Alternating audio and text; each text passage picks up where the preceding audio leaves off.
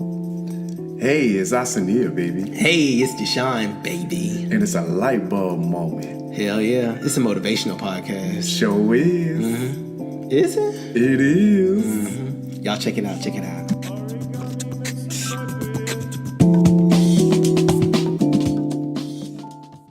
Hey, what's up, y'all? We are back with the Lite-Bulb Moment podcast. Podcast. You say that with such enthusiasm. I want to be like you. Podcast. I've been opening a lot of stuff I can tell. for a long time. It shows, bro. It shows. I try y'all, to feel like that. Hey, y'all, it's no, that. I can't do it. When I say it, it's like, hey, y'all, welcome to the... No, man. And I told you to smile when you do it. I try. I'm smiling. Hey, y'all, welcome to the... See, it's the same. You gotta smile real big. That's a big-ass smile. And it force you into happiness. Okay, hey, y'all. Ooh. See? Yeah. See? Okay. Exactly. You're a crazy dude, man. But yeah, y'all. Today we are talking about we're talking about a lot of different stuff. A lot of different stuff. Yeah, but it's gonna work out real well. Because this is part 2 of our Master Key System. This is part series. This is part 2 or part 1? This is part 2. This is the second week. Okay. What chapter we on? We're on chapter 2. We're on chapter 1. We're on chapter 2. We did chapter 1 last week. But I thought we was on chapter 1. No, we're on chapter 2. But I didn't read chapter 2. I thought you read chapter 2. No, I read the whole book, but I only did chapter 1's exercise. Oh, no, you're supposed to just read chapter 2 and then, so how are we going to do these things? All right, so yeah, we decided to do chapter 1, right? All right. So, brief intermission, we had to figure that out. Had to kind of figure it out real quick. I mean, you know, yeah, that was my bad. No, it's all good. Bad. It was meant to happen. Chapter 1. It is an opening. I'm geeked about chapter 2 though. I was wondering. I was like, why he talking about chapter 2? That's gotcha. But yeah, this is our second week reading, but this is our first week discussing the chapters of the Master Key series. This is going to be a 24-week process, so y'all stick in there with us. Right, and it's going to be fun too. Oh, it's going to be very interesting because we've already had an interesting experience practicing. Right. And, oh, man. And we're also talking about letting go. Let go. Let go. Yeah. So literally, and also through the book that was written by Pat Flynn. Yes. Pat Flynn. Let go. Yeah. That's our book of the week. But I'm sorry. It just happened, you know. Yeah. Life, humans. Bad. You know. It's all good. Improv. Right. Improv, big time. So how did you feel about Let Go? You want to give us a brief synopsis of what Let Go was? Yeah, I can talk about what it's about. Basically, Let Go is from Pat Flynn. Pat Flynn, as of today, is a podcaster, a blogger, and he's one of those successful people in that realm.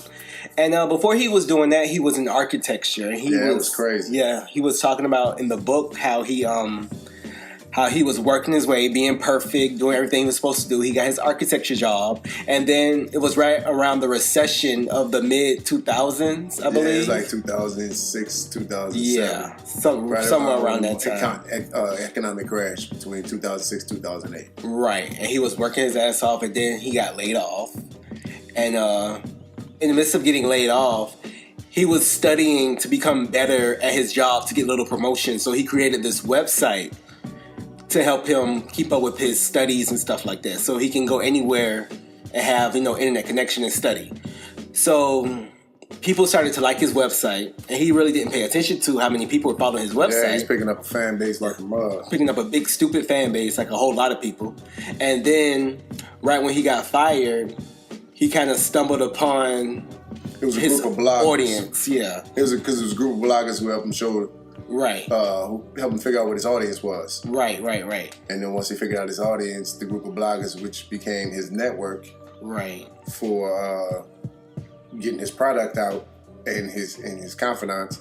If I'm correct, they told him that he should do a digital book. Right. They told him he should do an ebook because they were like, "How many followers you got, or how many views per day do you get on your site?" And he was like 5,000, and they were like, "Oh my God, that's a lot. You should do an ebook." So, and it was just about his success going through that world and obstacles that he had to overcome. Right, and I think it was also about like letting go of architecture, I guess. Yeah, but also letting go of the ideal status quo. That society says you should do. Because remember, his father was like, okay, maybe you should go back to school. And he was like, no, I got to pursue my own dreams. So it's not just about getting let go from your job, but also letting go of certain ideals and just moving forward with what's best for you versus what other people think you should do. Right. What did you think of the book? It's all right. Yeah. It was cool. Nothing against him. It just felt like it was his personal story. Yeah. This is a short autobiography. Yeah. Or biography, one of the two. I get that mixed up. I do too. But I feel about the same. It wasn't bad. It was an easy read, but it was very, like I said, I think I would have been a lot more into it if I was a fan of Pat Flynn. Right. You know what I'm saying?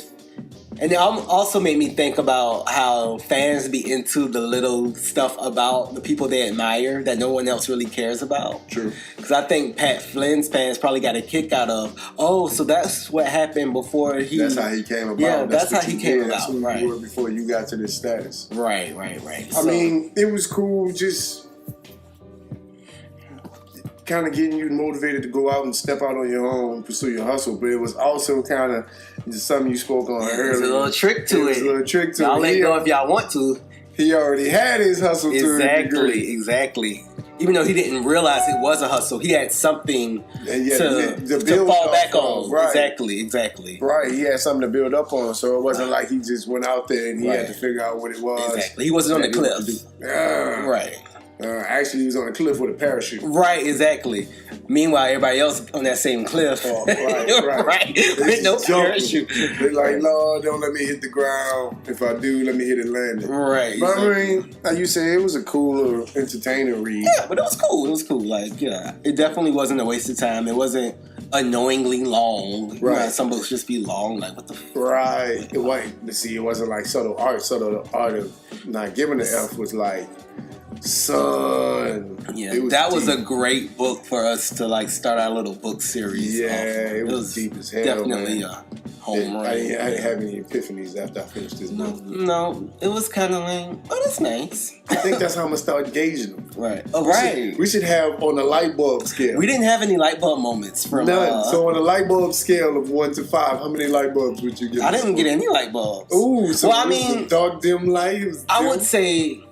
I wouldn't say it was no light bulbs because it was a bright story and it was a good story. I didn't really learn anything, and there weren't any epiphanies, or is it epiphanies? Whatever. We'll discuss that later. Yeah, right. Yeah, there weren't any like eye-opening or enlightening things. It was just like, this is a cool little story. So on the Lite-Bulb moment meter, I'll give it a 2. Word? Yeah. Okay. What would you give it? I don't know. I don't know about a 2. Maybe a 1. A 1? Maybe a 1. That's just my opinion. Because I didn't, when it was done, it was just like, okay, that was good. Right, it was very like, okay, that's good. I read it again to see if I missed something. No, I didn't. Like, okay. No. So the art, I'm still finishing that off, and I'm like, right. See, I think good books are books that you feel like you need to go back and read. Yeah. Right. And I don't feel like I need to go back and read that. It's cold-blooded. Yes. Mm-hmm. So, enough of that. Moving forward, because there wasn't really a whole lot to elaborate on. I know, we can't even, like, keep up.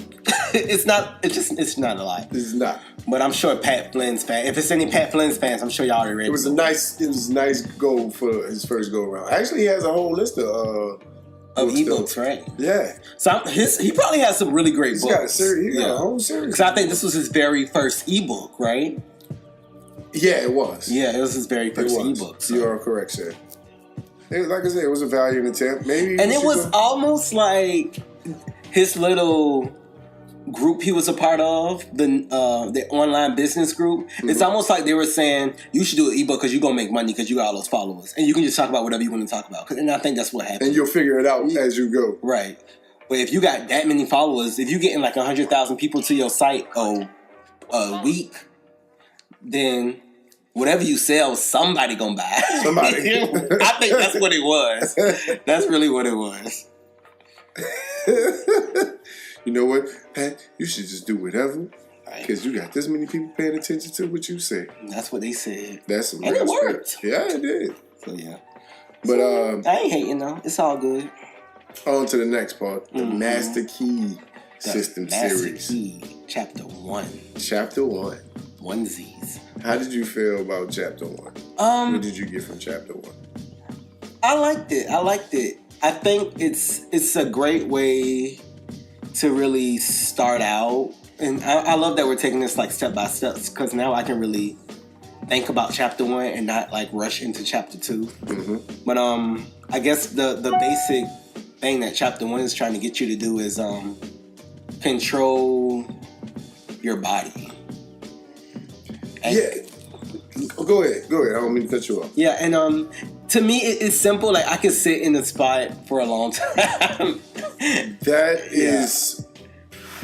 Yeah, I can just kind of sit in the spot, as long as I'm not, like, in pain or nothing like that, or uncomfortable. But if I'm comfortable and I can sit erect and gaze, I don't know if it's because I have stuff going on in my mind. It's almost like my mind is like this playroom that I can't wait to get back to. So, I don't know if it's mine is a sandbox. Right. And I have this sandbox that I like to play in and like do different things. Go to some type of mental recess. Stuff, and I just play, because I don't let other kids in my sandbox. Right. I play my sandbox all by myself. But when you're in your mind, you can make up and do whatever you want to do. So it's like, okay.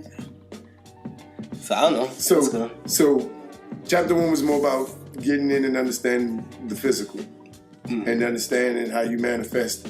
Was it the out?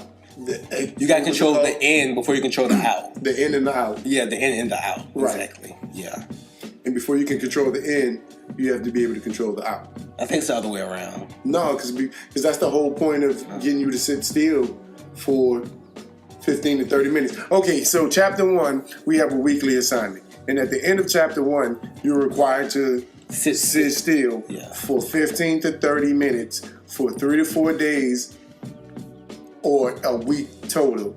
And once you complete and master that, you can move forward into Chapter 2, which we'll get into, but it's more about controlling the mind. I'll give you a little drop, tidbit. But it's more about being able to control your physical, because if you can't control your physical and you can't control or you don't have the discipline to just sit still, then you won't be able to sit still long enough to get into your mind and focus on that. Right. So that's why I think Chapter 1 was more about understanding the external. Right, because he says you're supposed to master the body, right? Yeah. Yeah. So yeah. But how did you feel you did this week, Quick? I thought I did good. How did that go for you? I thought I did good. I just kind of sat there and stared. The first time, that's all you do. You just got to. Because at first, I remember we had talked during the week, and I thought I was like overthinking it. Like, am I supposed to think about something certain? Am I supposed to close my eyes? No. You're just supposed to kind of just sit there. You're supposed to sit there and let your mind roam. It's just like let your thoughts flow free. Right. It's more about being able to just sit there. Right, exactly. And the second time I did it, coming out of it, I felt different. How? I felt like I was coming back to something. It's like, I don't know, because usually I guess we're moving so fast that we're able to kind of make our thoughts move fast and like easily enter different states of consciousness without us really paying attention to it. But when we just did it, I felt like I was slower to leave. It's almost like I kind of was asleep, but I wasn't asleep. I was conscious, and I was but it was harder for me to kind of leave my mind, that space. So it was harder for you to come out of that space when you did it. You felt like you were getting deeper into the recesses of your subconscious. Yeah, I think so. Yeah, because I kind of like, instead of it being instant, it was kind of like me walking back to reality. Something like that. Right, because instead of snapping out of it, it was kind of like you taking a stroll back to where you were, a conscious plane. Right. So now I'm like excited to do it again because I'm like, yeah, it's crazy. Like, is it going to get even? You feel droggy. You feel like you're sleeping when you wake up, but really that's just your body getting used to you coming back to that plane. What were you thinking about? All the things I was thinking about. I don't know if we can talk about all of No, just a little bit. The clean stuff. Okay. I thought about, and it was funny. Okay, the first time I did it, I was thinking about all the stuff I wanted in life. The second time I did it, I feel like instead of like reading out a list in my head, I was more so acting out the things I wanted in my life. So you actually saw yourself doing this instead of you just thinking about it. Instead of being an idea, you actually could visualize it. Yeah. Oh snap, that's crazy. So I was like visualizing it. And I was at this concert and I was performing and I threw my jacket in the crowd and I said to myself, what if my key's in there? And I don't think I said it while I was on stage. I think I said it as someone watching me perform. I was like, what if my key's in there? And I started thinking about, well, maybe that person, now I thought of like some random person waiting with my jacket, like waiting after the concert because they got my keys in the jacket. Yeah. I'm so glad I'm not the only person that's going to hear this story. But it's crazy when your mind starts to roam and do stuff, like, it's real powerful. So it just starts to make up little things on its own. Is that my jacket? I wonder if my keys in there. Yeah, what my keys in that jacket? Then I was thinking, like, so when people do throw their stuff out in the crowd, do they make sure stuff not in their pockets? So yeah, that's what I was thinking. At least that was the longest part of my thought process. And it's like when I first started to really get into it, it was almost like a TV show that was coming on. Like, this is where you live, and this is who you date, and this is your job, and this is your life, and welcome to the Deshaun Show. It was kind of like that. That's what's up, man. Yeah. So you created your own... And I was walking on the piano down the street. You were what? Walking on the piano down the street. You were walking on the piano? Yeah. Yo, your stuff, so all your stuff is like really like manifesting your success as an entertainer. Yeah, it was a lot. In the music. That's deep. That's where your subconscious is, though. Mine's, I don't know, I was thinking about the ladies. Oh, that's what's up. That's cool. Man, that took a minute, man. I was like, I gotta stop. Like, that's where my mind goes from the very beginning, is the ladies, and then I started thinking about, actually I started thinking about this podcast. Oh, that's what's up, too. And, like, how dope this is starting to become, and how this is really starting to grow. Right. So, and then eventually it just went into I just went into a dark, like an emptiness. Oh. And then that's when I feel like I start to fall asleep. Really, I think that's just me transitioning into my subconscious. Right. Because I wasn't asleep. Right. I wasn't snoring, at least I think I wasn't. Mm-hmm. So, that's interesting. Mm-hmm. Where your mind goes. But, yeah, that whole sitting there, that's a mother. I don't think people understand how tough that is, trying to just be still. Sit there, not touch your phone, not twiddle your fingers, not fooling around with anything, not writing, not watching something, not even having music playing. Yeah. Just in complete silence. Silence, stare, nothing. I didn't stare. I did. My eyes were closed. I meditated with my eyes. Mr. Human Doll over here. Human Doll. He just look over. He's like, just looking into space. I know. Man. Yo, I should have recorded it. You're lucky I couldn't touch or do anything. I was gonna record you. And you kept moving. I was thinking to myself, is he moving to make me move? No. Now that's like, is this a contest? Now you know how bad I wanted to say something in the midst of all this. Like. That took discipline just not to open my mouth and say something because somebody was in the same room as you at the same time and y'all both sitting there in complete silence. Right. I was like, yo, this is crazy as hell. Right. But I enjoyed it though. Yeah. I did. I really did. I'm looking forward to week 2. Yeah, I am. Looking forward. So you gonna actually read chapter 2 this week? Yeah, I am. Instead of listening to it on like triple fast. Yeah, man. Right. Because, you read the whole book already, so now you got to actually go back and dissect the chapters. Right. Which I can appreciate, too. Yeah, man. Y'all should really check it out. Master Key, I would say that's something you should pick up because it's not a long read, but it's a long read in the sense where it's gradual. You want to partake in what it has to offer in the coaching and the steps that it gives you to grow. Right. And I think it'll be great if y'all were to find someone to do it with too. Yeah. Like find a friend or somebody and y'all can do it together. Feedback. Or a whole group of people. Yeah. Feedback will help. Because it's such a short book, but it's a short, powerful book. So yeah. And Let Go, if you want to check out Let Go, I recommend it as a quick little short read. I mean, if you need a pick-me-up, you know what I'm saying? It's cold-blooded. I mean... yeah, if you need a pick-me-up. It's like a 5-hour energy drink. Yeah. No jabs. You know what I'm saying? No jabs. Just uppercuts and right hooks. You know? Just uppercuts and right hooks. No, man.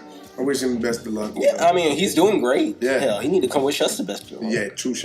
But, yeah. You check out his other books. We probably need to go pull up his other books. Right. But overall, with Pat Flynn, as someone else who has like a blog and the podcast and stuff like that, it was inspiring. I would say that. It showed you like this is a market for that. Right. And it said you could monetize it, which, I mean, people are doing it already. So that's what's up. Because he got into it like right when it was starting to take off. Like the 2008, 2009, 2010. Right. In 2017, this is the norm now. And I think it's also, he had a really good niche. You know, his little lead testing architectural. Yeah, but see, okay. Yeah. Okay. This is what I got from it. And we're in the, what is it called? Intellectual capital. Right. And right now, remember when they said people will buy information and they will buy information at a convenience. Right. So if it's a convenient setup where they can get the information they need with all the extra hassle and stuff and they can listen to it when they want, they will invest money in, especially if it's like $1, $2, $5 or something like that. His is 20. Right, he was killing it too, bro. $10 and he was smashing $200 in a day and he ain't lifted a finger. Right. At all. But intellectual capital is real big right now. I try to have this discussion with people. Like if you have, like if you know how to trade, if you can play music, if you have a skill that can be conveyed, that can be taught, yo man, go start you a web page, go start your YouTube page, I don't care, Instagram page. I actually met somebody who was doing, what is it called? A life coach.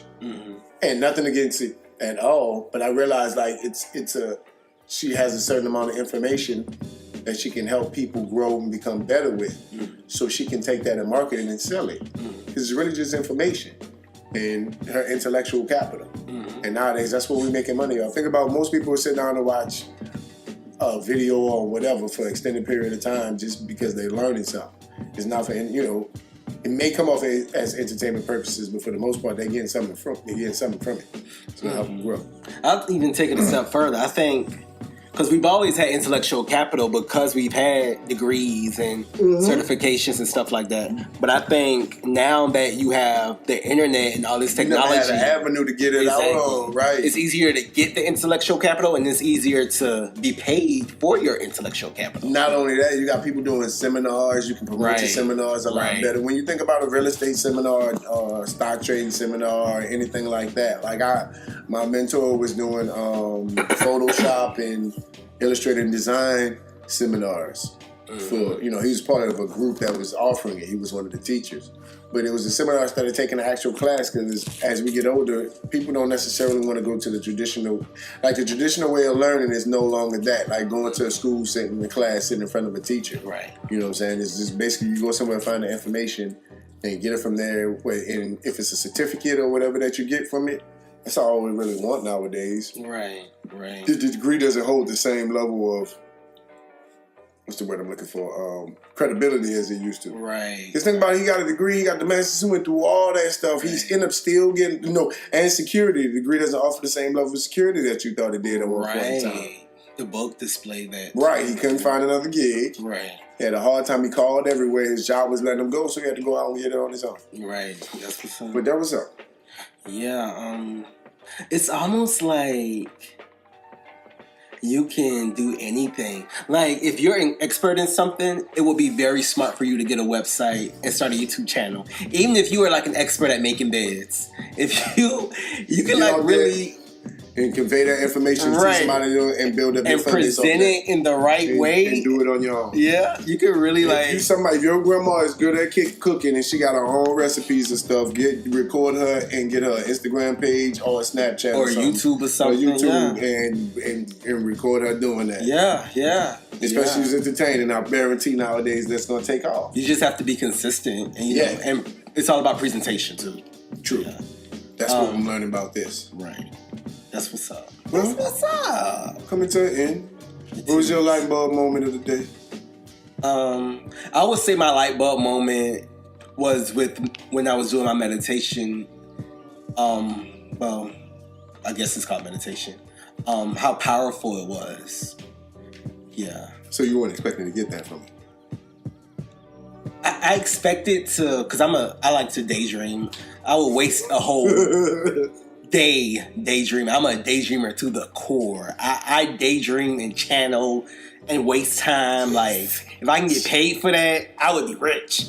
But I don't know. I didn't expect it to be that powerful. I don't know. That's what's up. Yeah. I didn't think my light bulb moment is I thought I was better at it than what I was, but I still didn't realize how hard it is just to sit there and keep yourself still. How antsy I am. Antsy and how much I move around and fidgety I am. Right. When it comes to actually just being still and sitting in one spot and trying to focus on yourself. Right. Because I had to keep bringing the way every time my mind started drifting, I went back to my breathing. That's why I had to sit there and focus on my breathing, meditate. But I enjoyed it. Yeah. I look forward to where this is going. Me too. Well, check me out. You can find me at Awesome on my IG, on Snapchat, Awesome Taylor on Facebook. You can find us at Lite-Bulb Moment at IG and on Twitter and Facebook. LBM Podcast. And I'm Deshaun, DESHAUN, DURON, Deshaun Duran on everything. On everything. Yep. On everything, baby. Well, we enjoyed recording this and we enjoyed talking to y'all today. I hope y'all enjoyed listening. Please come back. Hasta la vista. Adios. Buenas noches. Hasta luego. Buenas noches. Isn't that something? That's good night. Good night. That's good night in Spanish. I mean, good nachos. That's how you say buenas noches, like good night. I suck at Spanish after all this time. Get it together. Peace. Bye.